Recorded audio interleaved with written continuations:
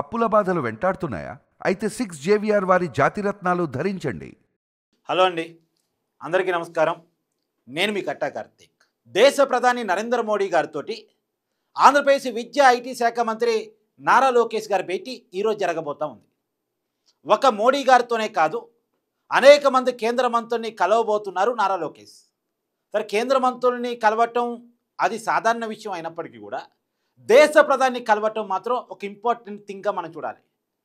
పైకి యోగాంధ్రకి సంబంధించి ఏదైతే యోగా దినోత్సవాన్ని వైజాగ్లో చాలా పెద్ద ఎత్తున ఆంధ్రప్రదేశ్ ప్రభుత్వం సెలబ్రేట్ చేసిందో దానికి సంబంధించినటువంటి అన్ని వివరాలతోటి ఒక పుస్తకాన్ని రెడీ చేయడం జరిగింది. దాన్ని ఈరోజు మోడీ గారికి అందించబోతా ఉన్నారు నారా లోకేష్ గారు. యోగాంధ్ర దినోత్సవం గిన్నీస్ బుక్ ఆఫ్ రికార్డ్స్లోకి ఎక్కింది. సో దానికి సంబంధించినటువంటి విషయాలు మొత్తం కూడా నారా లోకేష్ గారి కోఆర్డినేట్ చేశారు. నారా లోకేష్ గారు దాని మీద పుస్తకాన్ని రెడీ చేసి ఏ రకంగా ప్లాన్ చేశారు, ఎంతమందిని గ్యాదర్ చేశారు, ఎంతమందిని యోగా దినోత్సవంలో పార్టిసిపేషన్ చేయించడం జరిగింది, ఈ వివరాలన్నీ కూడా ఇలా మోడీ గారికి పుస్తకం రూపంలో అందించబోతా ఉన్నారు. అయితే మోడీ గారితో భేటీ అనేది ఒక ఇంపార్టెంట్ థింగ్. ఎందుకంటే సహజంగా దేశ ప్రధానితో రాష్ట్రాలకు సంబంధించిన ముఖ్యమంత్రులు, పార్టీలకు సంబంధించిన అధినేతలే భేటీ కావటానికి అపాయింట్మెంట్ కోసం వేచి చూస్తూ ఉంటారు. మోడీ గారితో సహజంగా ముఖ్యమంత్రులు భేటీ అవుతే అది మామూలే, లేదా కేంద్ర మంత్రులు భేటీ అవుతే అది మామూలే. కానీ నారా లోకేష్ గారు టెక్నికల్గా చూసినప్పుడు టీడీపీ పార్టీకి అధినేత కాదు, టీడీపీ పార్టీకి అధినేత అధ్యక్షుడు నారా చంద్రబాబు నాయుడు గారు, ప్రధాన కార్యదర్శిగా మాత్రమే నారా లోకేష్ గారు ఉన్నారు.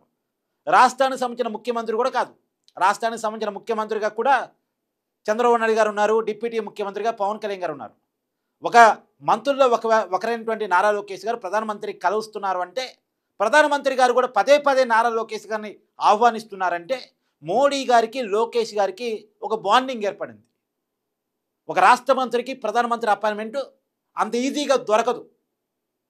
ఆ మంత్రిలో ఏదో స్పెషల్ ఉంటే తప్ప ఆ మంత్రికి మోడీ గారు అపాయింట్మెంట్ ఎవరు, పిఎంఓ అపాయింట్మెంట్ ఇవ్వదు. కానీ గతంలో అమరావతి పునర్నిర్మాణ పనులకు శంకుస్థాపన చేయడానికి భారత ప్రధాని హోదాలో నరేంద్ర మోడీ గారు అమరావతి వచ్చినప్పుడు మీరు నన్ను ఎందుకు కలవట్లేదో వచ్చి కలవండి అని నారా లోకేష్ని ఆహ్వానించడం, అంతకుముందే మోడీ గారు పిలిచారట. కానీ ఏదో సరదాగా పిలిచి ఉంటారని చెప్పేసి నారా లోకేష్ గారు వెళ్ళలేదట. నేను పిలిచినా నువ్వు రాలేదు, నువ్వు రా అని చెప్పేసి నారా లోకేష్ గారిని మోడీ గారు ఆహ్వానించడం, మోడీ గారు ఆహ్వానం మేరకు పిఎంఓ అపాయింట్మెంట్ ఫిక్స్ చేస్తే ఫ్యామిలీతో సహా నారా లోకేష్ గారు గతంలో మోడీ గారి దగ్గరికి వెళ్ళటం, లోకేష్ గారు, బ్రాహ్మణి గారు వాళ్ళ కుమారుడితో కలిసి మోడీ గారిని కలిశారు. కలిస్తే దాదాపు 20 నిమిషాలు అనుకున్న భేటీ, అంటే ప్రధానమంత్రి గారితో ఎవరు ఎంతసేపు భేటీ కావాలో కూడా 10 నిమిషం క్యాలిక్యులేట్ అవుతుంది.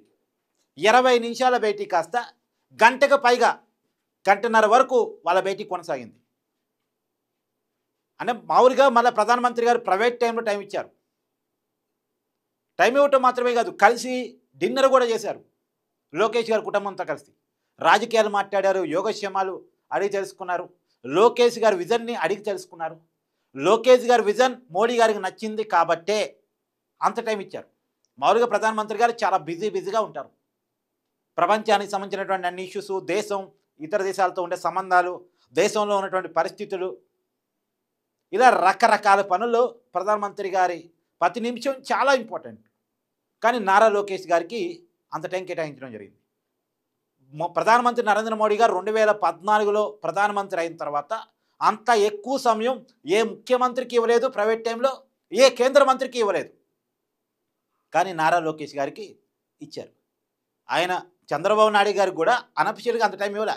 సరే, అఫీషియల్ మీటింగ్లో అధికారులతో కలిసి పాల్గొంటే ఓకే, కానీ అధికారులతో కలిసి పాల్గొన్నంత సమయం కంటే కూడా ఎక్కువ లోకేష్ గారి కుటుంబానికి టైం ఇచ్చారు మోడీ గారు.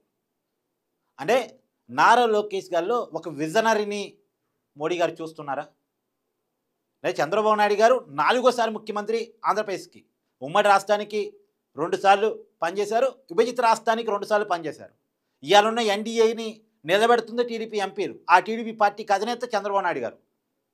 ఒకప్పుడు ఎన్డీఏకి కన్వీనర్గా ఉన్నారు చంద్రబాబు నాయుడు గారు, గుజరాత్ ముఖ్యమంత్రిగా నరేంద్ర మోడీ గారు ఉన్నప్పుడు, వాజ్పేయి గారు ప్రధానిగా ఉన్నప్పుడు. అంత సుదీర్ఘ అనుభవం ఉంది. ఆయన ముఖ్యమంత్రిగా ప్రమాణ స్వీకారం చేసి ఇప్పటికి 30 సంవత్సరాలు, అంటే 30 ఇయర్స్గా కీ రోల్లో ఉన్నారు చంద్రబాబు నాయుడు గారు. అలాంటి వ్యక్తికి కూడా ఇవ్వనంత టైము నారా లోకేష్ గారికి మోడీ గారు ఇచ్చారు అంటే మనం దాన్ని ఖచ్చితంగా మనం అర్థం చేసుకుని తీరాలి. సరే, ఇదొక భాగం.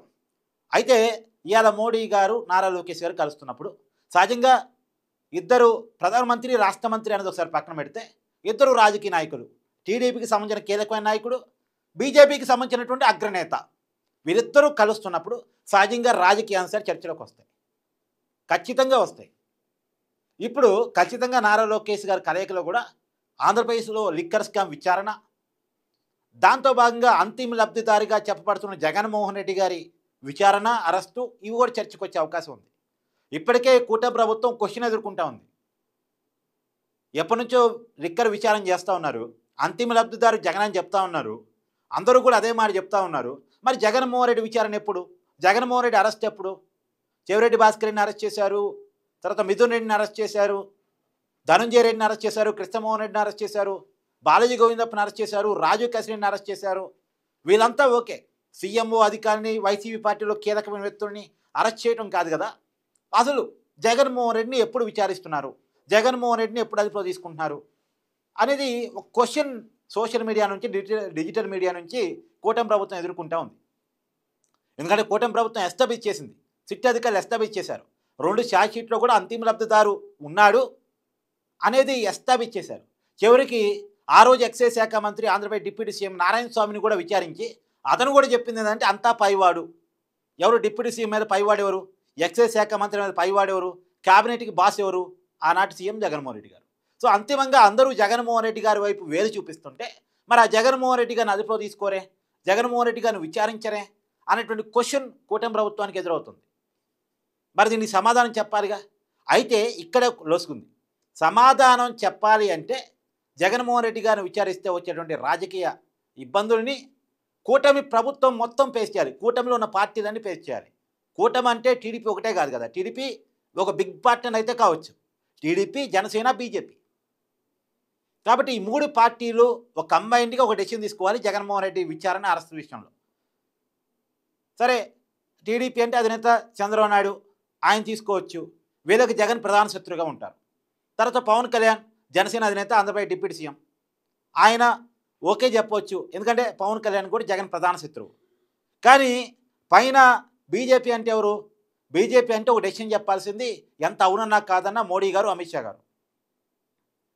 మరి వాళ్ళకి జగన్ అంత శత్రువా? జగన్ విషయంలో వాళ్ళు కొంత గతంలో అనేక కేసుల విషయంలో వాళ్ళు కొంత స్వాంతం కల్పిస్తున్నారు, వాళ్ళ అండదండ వల్లే జగన్మోహన్ రెడ్డి సేవ్ అయ్యాడు. జగన్మోహన్ రెడ్డి గారి మీద 20 సిబిఐ ఈడీ కేసులున్నా అతను జైలుకి వెళ్ళకపోవటానికి ఉన్నటువంటి కారణం బీజేపీ అధిష్టాన పెద్దల ఆశీస్సులు ఉండటమే. గతంలో టీడీపీ, బీజేపీ విడిపోయినప్పుడు ఎన్డీఏకి ఎప్పుడు అవసరమైతే అప్పుడు వైసీపీ పెద్ద ఎత్తున సపోర్ట్ చేసేది. అప్పుడు వైసీపీ చేతుల్లో ఎక్కువ రాజ్యసభ సభ్యులు ఉన్నారు, ఎక్కువ లోక్సభ సభ్యులు ఉన్నారు. అప్పుడు ఎన్డీఏ కూటమికి రాజ్యసభలో ఎప్పటికప్పుడు వైసీపీ అవసరం పడుతుండేది. ఎప్పుడు అవసరమైతే అప్పుడు వాళ్ళ పొలిటికల్ విధానానికి వ్యతిరేకమైన బిల్ అయినా సరే మోడీ గారు చెప్పారా, ఓకే మేము సపోర్ట్, బీజేపీ తీసుకొస్తున్న బిల్లేనా సపోర్ట్, ఈ రకంగా వ్యవహరించేవాళ్ళు. వారు వ్యవహరించి వాళ్ళు అడిగేది ఒకే డిమాండు, రాష్ట్రానికి పోలవరానికి నిధులు ఇవ్వమనం, అమరావతికి నిధులు ఇవ్వమనం, రాష్ట్రానికి గ్రామ పంచాయతీ నిధులు ఇవ్వమనం కాదు, జగన్మోహన్ రెడ్డి గారి కేసులను కొద్దిగా చూస్తున్నట్టు పోండి. కాబట్టి వాళ్ళు ఎప్పుడు కావాలన్న దేశంలో కీలకమైన బిల్లులకు ఉపయోగపడుతున్నారు కాబట్టి, అది రాజకీయ అవసరం కాబట్టి బీజేపీ అధిష్టాన పెద్దలు కూడా వైసీపీ నుంచి ఎప్పటికప్పుడు అవసరంకి వాళ్ళ అవసరాన్ని తీసుకుంటూ వాళ్ళకు కూడా కొంత సాఫ్ట్ కార్నర్గా ఉంటూ వస్తున్నారు అనేది బీజేపీ అధిష్టాన పెద్దల మీద ఆంధ్రప్రదేశ్ ప్రజల్లో ఉన్నటువంటి ఒపీనియన్. అవునా కదా? మీరు కూడా కామెంట్ చేయండి. సహజంగా ప్రజల్లో ఉండేటువంటి ఒపీనియన్ ఇది. ఇప్పుడు ఆ ఒపీనియన్ని పోగొట్టి బీజేపీ అధిష్టాన పెద్దలకు కూడా ఇంపార్టెన్స్ ఆఫ్ జగన్ అరెస్టును గురించి వివరించి అరెస్ట్ చేయాల్సినటువంటి సందర్భం అది లోకేష్ గారి భుజాన ఉంది. మళ్ళీ చంద్రబాబు నాయుడు గారు పోతే రాష్ట్రానికి నిధులు, అది ఇంపార్టెంట్, ఖచ్చితంగా ఇంపార్టెంట్. కానీ చంద్రబాబు నాయుడు గారు రాజకీయ అంశాల కంటే పరిపాలన అంశాలకు ఎక్కువ ప్రయారిటీ ఇచ్చి కేంద్ర మంత్రిని కలిసినా, ప్రధానమంత్రి గారిని కలిసినా ఆయన వాటికి ఇంపార్టెన్స్ ఇస్తారు. లోకేష్ గారు కొంత పార్టీ ప్రయారిటీలో నుంచి కొంత రాజకీయ అంశాలు కూడా చర్చ తీసుకొస్తారు. చంద్రబాబు నాయుడు గారు పరిపాలన అంశాలకే విలువిస్తారు కాబట్టి ఆయన ఇంతకాలం ఆయన రాజకీయ శత్రువులను తొక్కే ప్రయత్నం గతంలో ఎప్పుడు చేయలే. అలా తొక్కే ప్రయత్నం చేయలేదు కాబట్టే అవతల రాజకీయ శత్రువులు ఎప్పుడు బలంగానే ఉంటారు. ఆయన బలంగా ఉండాలని, వాళ్ళు విమర్శించాలని, దాన్ని రాజకీయంగా ఎదుర్కోవాలని చంద్రబాబు నాయుడు గారు చూస్తారు. కానీ మారిన పరిస్థితులు, అందులో ఇప్పుడు ఆంధ్రప్రదేశ్ ప్రజల్లో ఉంది ఏంటంటే, జగన్మోహన్ రెడ్డి గారు నిజంగా అంత అవినీతి చేస్తుంటే ఆయన ఎందుకు అదుపులో తీసుకోరు, ఆయన ఎందుకు అరెస్ట్ చేయరు, ఎన్నాళ్ళు ఆరోపణలు చేస్తారు? కూటమి ప్రభుత్వం అధికారంలోకి వచ్చి కూడా 15 నెలలు దాటింది కదా, ఇంకా ఆరోపణలు చేస్తే అట్ట, అదుపులో తీసుకోవాలి కదా అనేటువంటి చర్చ ప్రజల్లో ఉంది. కాకపోతే తొందరపడవద్దు. ఆయన అరెస్ట్ చేయాలంటే వాస్తవానికి ముఖ్యమంత్రిగా జగన్మోహన్ రెడ్డి గారు ఉన్నప్పుడు ఆయన చేతికి మంటాడకుండా ఆయన నోటి మాటగా చెప్పి చేయించినటువంటి స్కామ్లు చాలా ఉన్నాయి. ఒక స్థాయిలో ఉన్నోళ్ళు వాళ్ళు చెప్తారు, వాళ్ళు చేయరు, డైరెక్ట్గా ఏమి ఏలు పెట్టరు.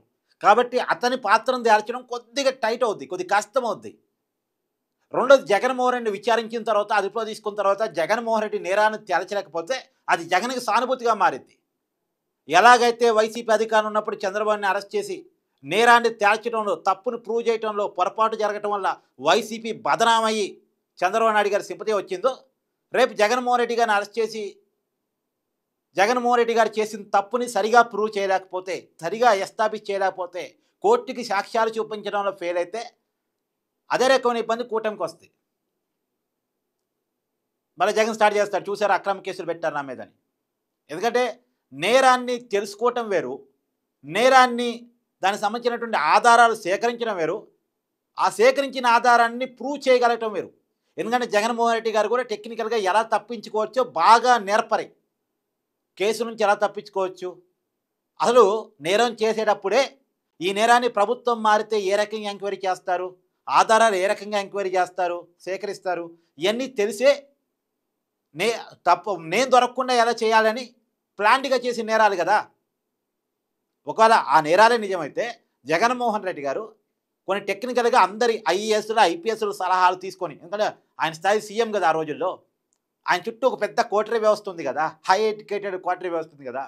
రేపొద్దున ప్రభుత్వం మారినా సరే జగన్మోహన్ రెడ్డి గారు చిక్కకుండా ఎలా చేయాలి అనేది ఒక ఆలోచనతో, ఒక ప్లాన్ తోటి చేసినటువంటి కుంభకోణాలు కదా.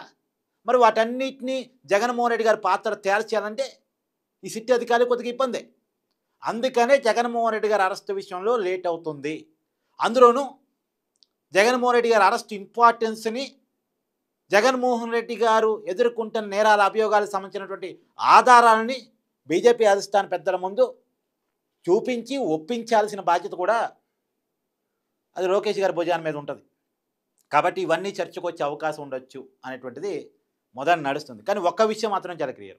మామూలుగా మోడీ గారు పవన్ కళ్యాణ్ ఎక్కువ లైక్ చేస్తూ ఉంటారు.